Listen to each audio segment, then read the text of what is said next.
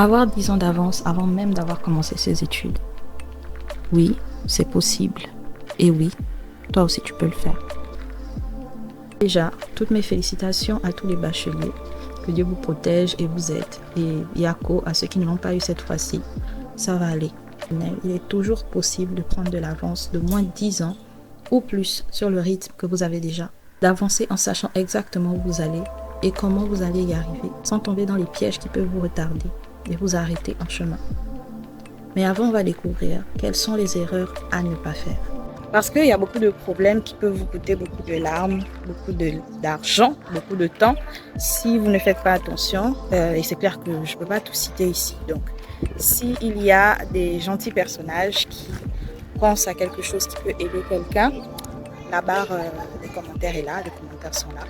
N'hésitez pas à mettre des astuces et des conseils pour des gens qui viennent d'avoir leur bac ou bien pour des personnes qui veulent gagner en temps dans la vie.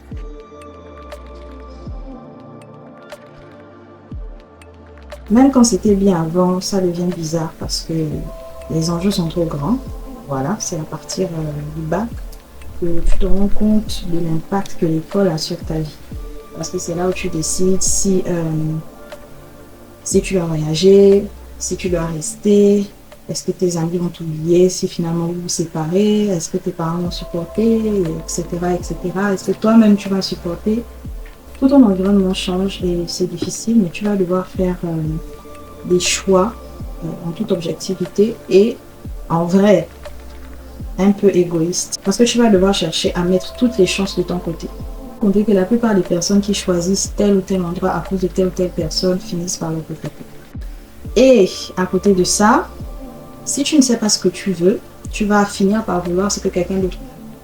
Parce que à la fin du bac, les parents sont contents, ils vont vouloir que tu fasses la filière que eux ils connaissent ou bien que eux ils ont toujours voulu faire et qui n'ont pas pu, et ils vont le faire avec tellement d'assurance que finalement tu vas te dire que bon, pourquoi pas. Tu as tes amis qui eux peut-être ont pensé à ça depuis longtemps et sont passionnés d'un sujet, et quand tu vas voir la passion dans leurs yeux et dans leur cœur, tu vas vouloir aussi faire la même chose. Tu as aussi les amis, les amis des écoles qui vont venir te présenter leur programme, te présenter leurs avantages. Et voilà, comme tu ne sauras pas quoi faire, tu vas vouloir aller là où c'est facile, là où c'est en sécurité, et puis tu vas les suivre. Mais le problème, c'est que même si tu finis par exceller là où tu vas, si c'est quelque chose que tu détestes, tu seras malheureux toute ta vie, en fait. Et c'est dur parce que la plupart du temps, on ne nous a pas dit qu'on était censé vouloir quelque chose. On nous a dit qu'il faut aller à l'école, et c'est pour ça qu'on allait à l'école, ou bien il n'y avait pas autre chose à faire, donc on va à l'école. Et après le bac, on veut continuer à le faire, on veut continuer à aller à l'école parce que c'est tout ce qu'on a toujours fait, en fait. Ça, c'est dans le meilleur cas, ça c'est quand tu réussis, mais quand tu rates, quand tu n'arrives pas à t'en sortir parce que le domaine là, d'abord tu n'aimes pas ça, et puis après on t'oblige, beaucoup de raisons, tu rates, tu seras obligé soit de laisser tomber, soit de recommencer à zéro et perdre des mois et des années d'études, d'énergie et tout ça là, et d'argent. Donc tu dois pouvoir répondre à toutes les questions que le chemin que tu vas emprunter te pose. Si tu veux faire quelque chose, c'est à toi de faire les recherches, c'est à toi de savoir si tu aimes ça, c'est à toi en fait, c'est ta responsabilité parce qu'il s'agit de ta vie. Tu choisis ton chemin et ça, que tu aies le bac ou pas, parce que effectivement, les longues études ne sont pas égales forcément à la réussite ou même à l'obtention d'un emploi. Les rues du chômage sont remplies de doctorats, de PhD, de masters, etc.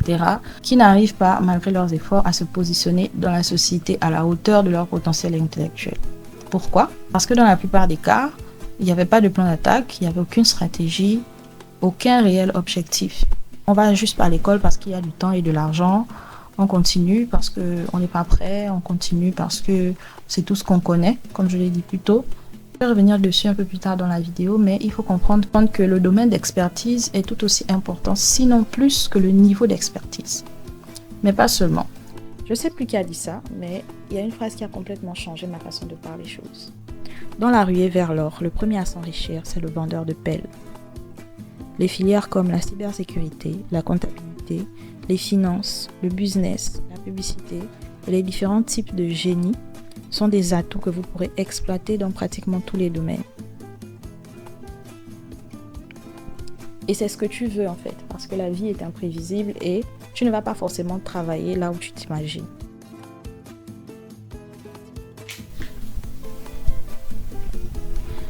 Il faudrait considérer la polyvalence de l'expertise. Choisir un domaine, c'est une chose. Choisir une position qui peut être exploitée dans plusieurs domaines en est une autre. En plus de tes compétences académiques, il va falloir que tu te construises une expérience et tu vas devoir le faire en ayant des stages. Et bon, les plus avisés ont commencé à faire les stages depuis le lycée. Mais bon, si c'est seulement maintenant que tu entends parler de ça, c'est pas grave, tu peux toujours le faire. Les compagnies et les employeurs ne cherchent plus le papier ou bien la connaissance théorique seulement. En plus de ça, il va falloir montrer que tu as touché du doigt, tu étais sur le terrain, tu as des compétences, non seulement dans le domaine, mais tu as des compétences complémentaires au domaine, comme par exemple une deuxième langue, comme par exemple un autre diplôme technique, comme par exemple, voilà, ce genre de choses. Et le plus tôt on s'y met, c'est le mieux. Et puis, il y a une autre chose. Lorsque la fille d'un milliardaire russe a eu son bac, elle a demandé à son père pourquoi elle était obligée d'aller à l'école, pourquoi elle ne pouvait pas juste lui payer le diplôme, pourquoi elle ne pouvait pas directement commencer à la compagnie et tout ça. Et le père de lui répondre que l'université, c'est pas pour les notes ou le diplôme. Et effectivement, ça là, il pouvait lui acheter. Mais ce qu'il ne pouvait pas lui acheter, c'était les connexions. Donc, l'université, c'est pas juste pour faire école maison. Je sais que peut-être beaucoup ont été habitués à ça, mais l'université, c'est pour faire des rencontres, c'est pour avoir des connexions.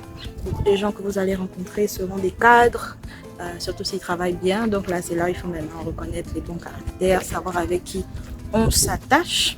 On peut se linker avec des mauvaises personnes ou on peut se linker carrément avec des personnes qui peuvent changer de vie. Ou alors, on peut devenir ces personnes-là pour d'autres personnes. En dehors des compétences académiques, encore une fois, il va falloir avoir des compétences relationnelles, des compétences de communication qui vont vous permettre de vous mettre en contact avec des gens qui seront capables de vous emmener quelque part. Les premiers mois sont déterminants en général. Tout le monde est content, tout le monde veut te donner de l'argent. Et là intervient l'intelligence financière et aussi la concentration. Mais encore, ça, c'est deux sujets qui demandent chacun une vidéo spécifique. Donc, mets en commentaire si tu veux que je les fasse. C'est facile comme ça de dire qu'il ne faut pas écouter ses émotions. Et quand on est au pied du mur, c'est très souvent difficile de lâcher prise. Et pour vous aider avec ça, je vous encourage à regarder cette vidéo-ci. Je vous dis à la prochaine. Bye.